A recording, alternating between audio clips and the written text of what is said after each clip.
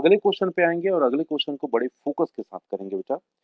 तो सबसे पहले तो मैं कुछ ऐसा फॉर्मेट बना लेता हूँ। मेरी लाइन सीधी नहीं बन रही है बट आप स्केल यूज कीजिएगा। तो ये छोटा सा कॉलम हो गया मेरा कैपिटल का,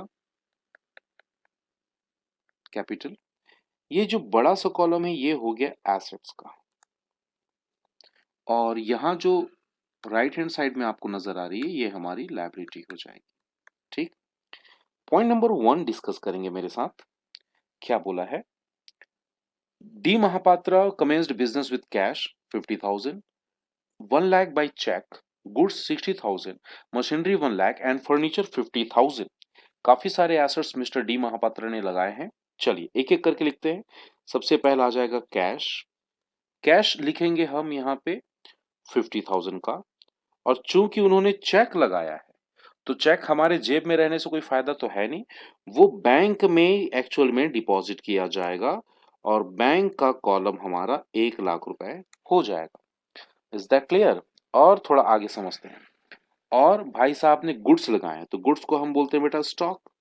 स्टॉक के लिए आप यहां पे लिखेंगे कितना? 60,000। और आप मशीनरी भी लगाए हो तो यहाँ पे मशीन लिख देंगे। मशीन की वैल्यू यहाँ पे है 1 लाख रुपए। और ध्यान से देखिए फर्नीचर लिखा हुआ है, फर्नीचर की वैल्यू है आपके पास 50,000।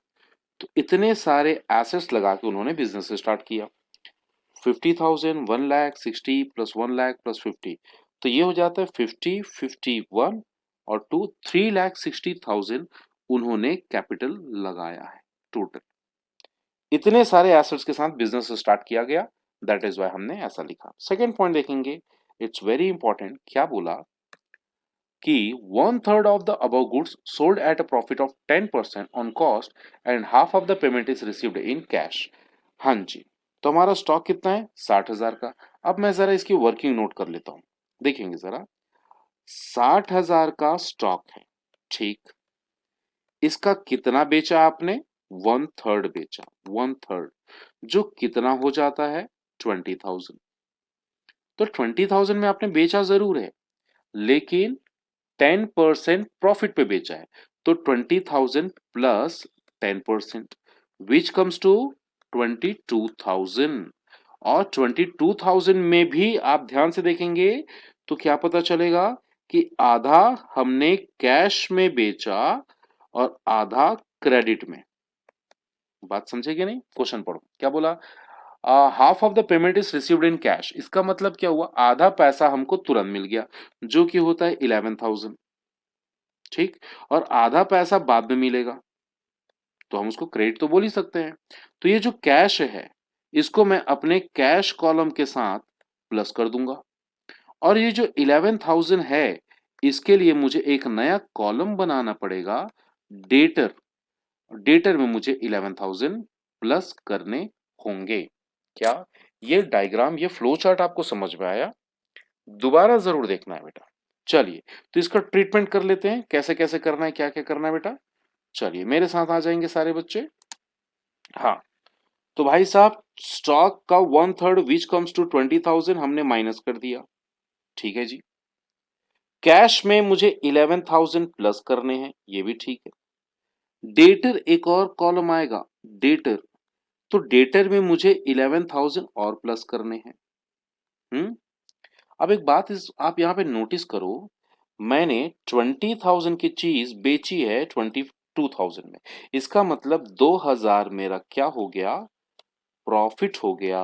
और आप लोग बताइए बेटा, ये जो 2,000 है मेरा कहां पे नजर आएगा? इसको हम प्लस करेंगे कैपिटल के साथ। तो क्या हमने सेकंड पॉइंट आप लोगों के साथ कंप्लीट कर लिया?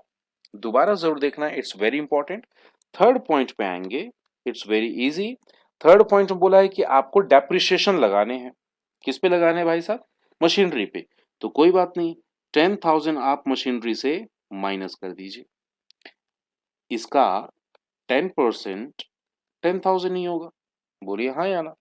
तो 10,000 यहां से माइनस हो गया, और वही 10,000 मेरे लिए लॉस है, एक्सपेंस है, तो मैं कैपिटल के साथ माइनस कर दूंगा, कैपिटल से इसको निकाल दूंगा। Is that clear? Fourth point आइए। फोर्थ पॉइंट में क्या बोला है? Cash withdrawn for personal use. Okay, इसका मतलब कैश में से 10,000 जाएंगे और एग्जैक्टली सेम वैल्यू मेरे कैपिटल से भी माइनस हो जाएगी। अगला, इंटरेस्ट ऑन ड्राइंग। इस बात को समझने की कोशिश करेंगे बेटा। Fifth, interest on drawing. सबसे पहले तो आपको इसका ट्रीटमेंट देख कर लीजिए, ठीक है। ड्राइंग कितने का किया आपने? 10,000 का किया है, तो 10,000 का 5% कितना हो जाता है? 500। अब मजे की बात क्या है पता है? ये प्लस 500 कैपिटल के साथ एंड माइनस 500 कैपिटल के साथ, ठीक। अब मुझे ऐसा लगता है कि ये पॉइंट आप लोग को हो सकता है कंफ्यूज करे। कंफ्यूजन को जरा दूर करते हैं बेटा, ठीक है। हमने बोला हमने ड्राइंग किया है 10,000 का, जिसका 5% आता है कितना? 5% आता है ओनली 500। अब इसको मैंने क्या किया? कैपिटल के साथ प्लस कर दिया और कैपिटल में ही माइनस कर दिया। सोचने वाली बात यह है कि एक ही जगह प्लस और माइनस क्यों हो रहा है मेरे बच्चे? 500 जो इंटरेस्ट ऑन ड्राइंग है, इसके दो कैरेक्टरिस्टिक्स हैं। ये ओनर के लिए, ये जो ओनर होता है ना, उसके लिए ये एक्सपेंस है, ठीक। और हमारे बिजनेस के लिए क्या है मेरे बच्चे? बिजनेस के लिए ये हमारी इनकम हो जाती है, ठीक। तो ओनर के लिए चूंकि ये एक्सपेंस है, दैट इज वाई मैंने इसको माइनस किया, और चूंकि मेरे बिजनेस के लिए इनकम हो जाती है, इसकी वजह से मैंने क्या किया? इसको प्लस कर दिया। अब बात समझ में आई? बोलो हाँ या ना। ठीक है जी।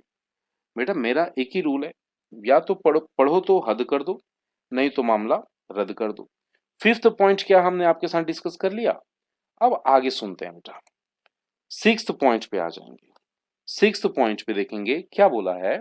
Goods sold to Gupta for 10,000 and received a bills receivable for the same amount for 3 month. अब बिल रिसीवेबल क्या होता है बेटा?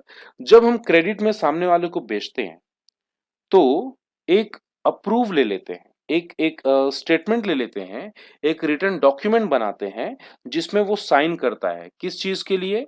कि वो हमको प्रॉमिस करता है कुछ दिनों के बाद पेमेंट करने का। तो वो जो बिल रिसीवेबल होता है ना, वो हमारा एसेट्स बन जाता है, ठीक है जी। तो यहां पे मैं लिखूंगा बी आर, ठीक, एक नया कॉलम बनाऊंगा। मुझे लगता है काफी ज्यादा हौच पौच हो गया इस बार तो, खैर कोई बात नहीं, मुझे आप पे भरोसा है बेटा, आप लोग समझ जाओगे, ठीक है जी। चलिए इसको थोड़ा सा ठीक कर लेते हैं, कुछ ऐसा रहेगा। हाँ, 6 पॉइंट में है हम लोग। हमने गुड्स बेचा है 10,000 का, तो भाई साहब 10,000 के गुड्स तो गए, इसके बदले बताइए जरा, कैश आया? नहीं। डेटर बना? हाँ बना, लेकिन डेटर भी कैसा वाला? बी आर वाला, तो मैं 10,000 यहां पे प्लस कर दूंगा। बात समझ में आई? बोलिए हाँ या ना। हाँ जी। अब लास्ट पॉइंट देखेंगे, लास्ट पॉइंट सेवेंथ पॉइंट। मैं इस लाइंस को, इन कॉलम्स को ठीक कर लेता हूं पहले। हाँ, सेवेंथ पॉइंट बोला कि received 10,000 from Gupta against the bills receivable on it's maturity. ठीक है जी, इसका मतलब 10,000 रुपए मुझे तो मिल गए, ठीक। और ये जो 10,000 आपने बिल्स रिसीवेबल लिखा था, उस पे माइनस हो जाएगा, क्योंकि अब उस बिल्स रिसीवेबल की हमको जरूरत नहीं पड़ेगी, ठीक। हमारा क्वेश्चन बन चुका है बेटा। चलिए जरा टोटल करके हम अपने आंसर्स को क्रॉस चेक कर लेते हैं। 50 प्लस 11 कम्स टू 61, माइनस 10 51, 10 61। तो फाइनली हमारे कैश की वैल्यू 61,000 आएगी। वैसे ही बैंक की वैल्यू एग्जैक्टली 1,00,000 ही रहेगी, देयर इज नो चेंज। और हमारे स्टॉक की वैल्यू हो जाएगी मेरे बच्चे 60 माइनस 20 माइनस 10, तो स्टॉक की वैल्यू बच जाएगी हमारे पास 30,000। 30,000। और मशीनरी था 1,00,000 रुपए का, जिसमें 10,000 के हमने डेप्रिसिएशन लगा दिए, और 10% डेप्रिसिएशन लगाने के बाद हमारे पास मशीनरी की वैल्यू बची 90,000। जो फर्नीचर है वो वैसा का वैसा रह गया 50,000 का। हाँ, और डेटर हमारे 11,000 के रह गए। बी आर बिल्स रिसीवेबल हमारा हो चुका है 0। 10,000 का बिल्स रिसीवेबल एक्सेप्ट किए थे, और 10,000 उसने वापस प्रॉपरली पे कर दिया, ठीक। जरा हम कैपिटल को देखते हैं और ये क्वेश्चन ऐसा है जिसमें एक भी लायबिलिटी हमको नजर नहीं आ रही है। 3,60,000 plus 2,000 362,000 minus 10 352 minus 10 342 plus 500 minus 500। तो क्या मैं सीधा सीधा इसको 3,42,000 लिख सकता हूं? बोलिए हाँ या ना। काम बन गया बेटा। This is your 100% solution. ऐसा आपको एग्जाम में भी रिप्रेजेंट करना है। टेबल्स वगैरह थोड़े ध्यान से आप लोग को प्रिपेयर करने हैं।